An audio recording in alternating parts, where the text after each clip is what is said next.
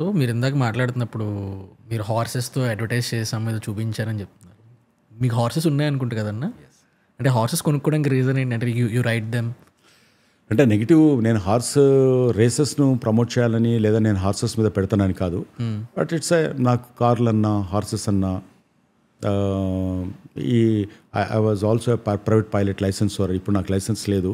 Because ముందుండేది నాకు. నేను 3 times renewal చేసుకున్నాను. PPL licence, private pilot licence ఉండింది. I use to fly from Begumpet and Nadargul base నుంచి సెస్నాస్ ఫ్లై చేసేవాడిని నేను. I did 72 sky dives.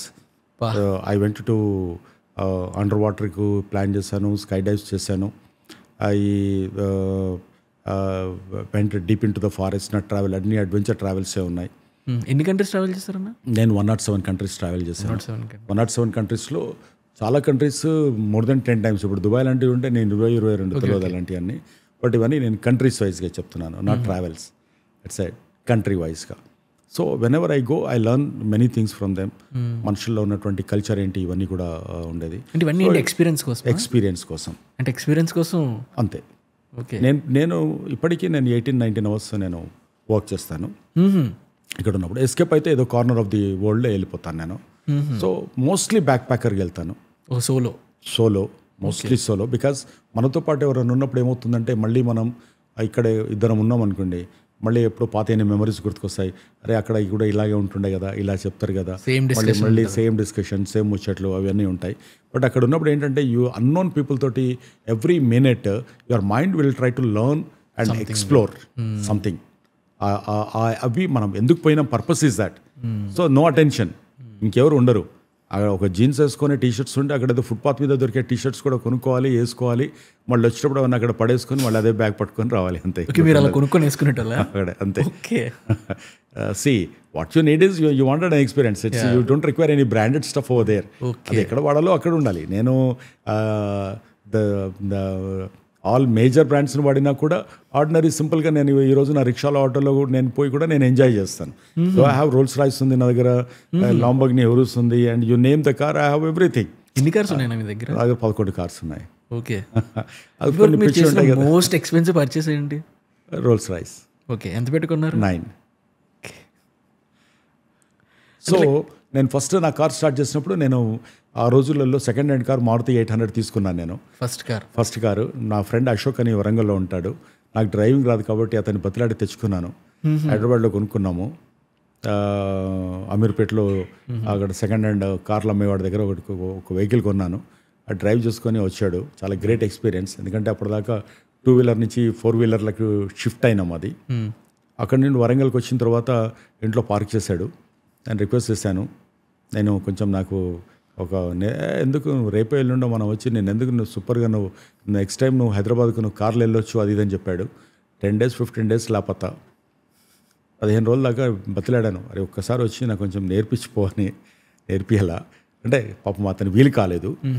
So 15 days తర్వాత ఇది అయ్యేలా లేదు, అది దాన్ని చూస్తున్నాను, దాని చుట్టూ డైలీ కడుక్కుంటున్నాను, కూర్చుంటున్నాను, ఇదేంట్రా బాబు అని చెప్పి ఒకరోజు తీశాను. గేర్లో పోయి నేను రివర్స్లో వేసాను, పోయి వెనకెళ్ళి కొట్టేసింది. అది బంపర్ పోయింది. ఆ రోజులలో 1400 అంటే పెద్ద అమౌంట్.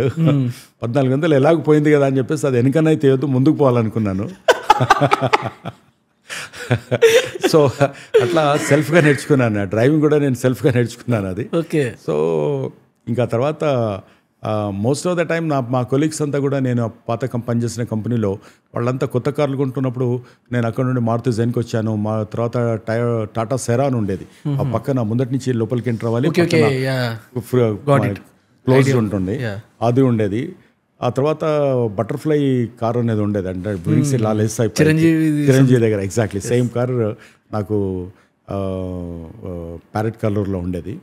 సో అలా మెల్లమెల్లగా దాని తర్వాత నుండి ఇంకా ఫస్ట్ నేను BMW 7 Series తెచ్చినప్పుడు నాది అమితాబ్ బచ్చన్ది 2 కార్లే ఇండియాకు డైరెక్ట్గా ఇంపోర్ట్ అయినాయి అప్పుడు 7 Seriesలో.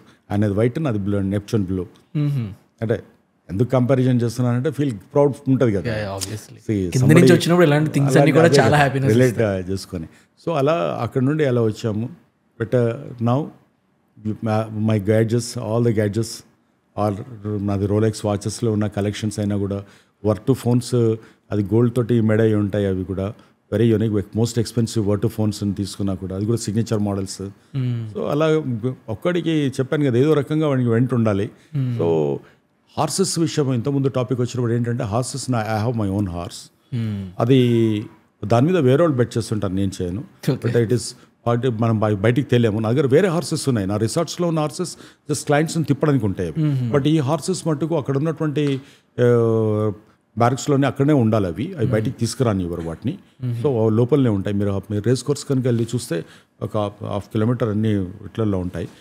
There is a trainer, there is a coach and jockey ఎప్పుడన్నా ఉన్నప్పుడు జాకీని తీసుకొచ్చి చేస్తుంటాము. అవన్నీ ఉన్నాయి. So that's how I enjoy my other side of the life. But ఒక one side simple ordinary pant shirt వేసేసుకొని సింపుల్గా నార్మల్గా నేను సిఎస్ఆర్ యాక్టివిటీస్ చేసిన, లేదా నా లైఫ్ నేను ఎక్కడైనా ఏదైనా ఎంజాయ్ చేయాలన్నా కూడా, అంటే ఒక్కొక్క మనిషికి ఓన్లీ ఒక యాంగిల్లోనే ఉండేది ఉంటుంది. As a told you, it's a life అన్నప్పుడు నాకు ఫ్లాంబయంట్గా నేను ఇచ్చే కే స్టైల్ పార్టీస్ అంటే ఇంకా గ్లామర్ పార్టీలు ఇంకెవడు చేస్తుంటాడు ఇండియాలో. నా కే స్టైల్ పార్టీస్, లైన్ కిరణ్ కే స్టైల్ పార్టీ అని చూస్తే ఎవ్రీ ఇయర్ ఒక థీమ్ తోటి చేస్తాను.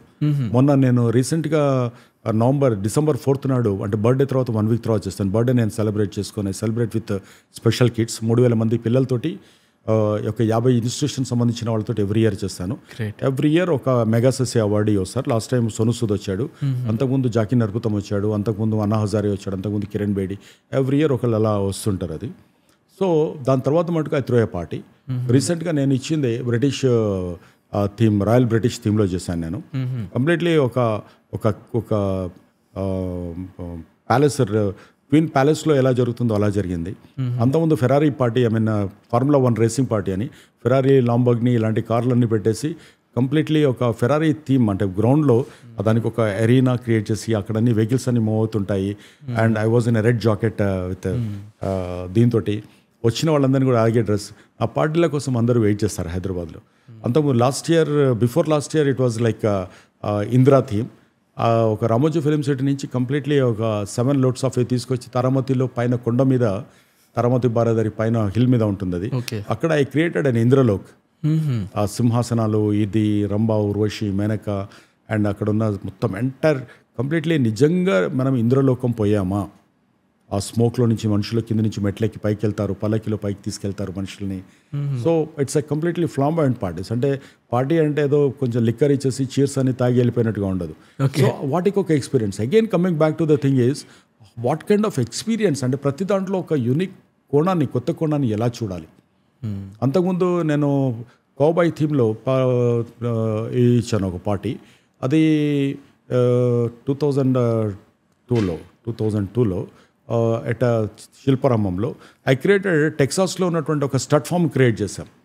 Cowboy theme and all horses and leather jeans and జాకెట్స్లో అందరు రమ్మని, అందరూ ఫిలిం స్టార్స్, ఫిలిం సింగర్స్ అంతా కూడా ఆ హార్సెస్ పైకి ఎక్కేసి ఆ లెదర్ జాకెట్స్ వేసేసుకొని అందరు డ్రెస్అప్ అయి వచ్చారు. అండ్ అక్కడ ఉన్న ఫ్యాషన్ సీక్వెన్స్లో ప్రతి ఇయర్ ఆ ఫ్యాషన్ సీక్వెన్స్ దానికి తగ్గట్టుగా ఉంటుంది. ఆ రోజున వచ్చిన వాళ్ళంతా కూడా యూనో ఆ ఫ్యాషన్ సీక్వెన్సెస్ అన్ని, ఆ స్టైలింగ్, క్యాట్ వాక్ అదంతా కూడా దాని మీదనే జరిగినాయి అనమాట. అలా ప్రతి ఇయర్ ఒక్కొక్క థీమ్.